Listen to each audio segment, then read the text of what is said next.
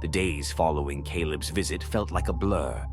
The winds grew colder, the sky darker, and the silence in Dredmoor more suffocating. Thomas found himself unable to shake the feeling of being watched. The town seemed to shift, the weight of old eyes upon him, as if the entire place had been waiting for something to happen, something inevitable. He tried to ignore the nagging voice in his head that whispered that Caleb's warnings were more than just drunken ramblings. Yet, when he went to the local bar for a drink to quiet the storm in his mind, he found himself greeted with a silence that felt oppressive. The regulars, old farmers, and weathered folk who had been in Dredmoor their entire lives didn't meet his gaze. They didn't talk.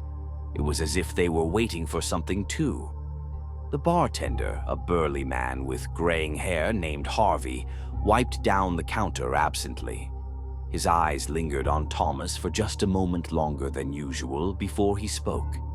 "You heard about Caleb?" Harvey asked in a low voice, his tone barely above a whisper. Thomas nodded, forcing a smile. "Yeah. He came by the farm a few days ago.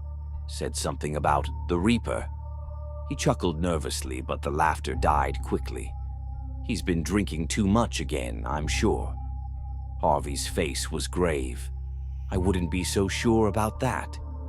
Caleb's always been a little off, but he knows things. Things that happened before your time here." Thomas raised an eyebrow. "What do you mean?" Harvey leaned closer, lowering his voice. "People disappear, Tom. They've always disappeared. Around harvest time every year. Don't talk about it much, but it's the truth."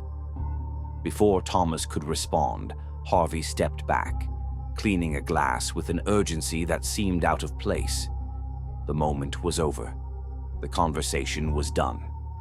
But the words had already settled like stones in Thomas's gut. People disappear around harvest time. Caleb's warning had been real.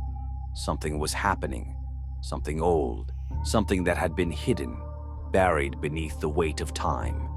The next day, Thomas went to Caleb's house, hoping for some kind of explanation. But Caleb wasn't home.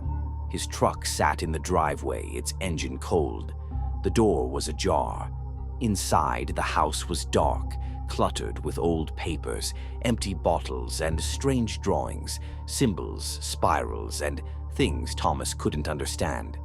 In the center of the room was a journal, its pages filled with frantic writing. He flipped it open, his fingers trembling as he read the first few lines. "The Hollow Reaper. The harvest must be paid. There's no escape. It watches us. It always has."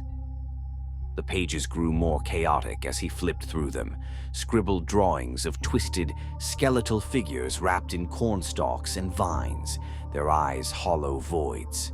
The last page was marked with a date, October 15th. The date loomed in Thomas's mind.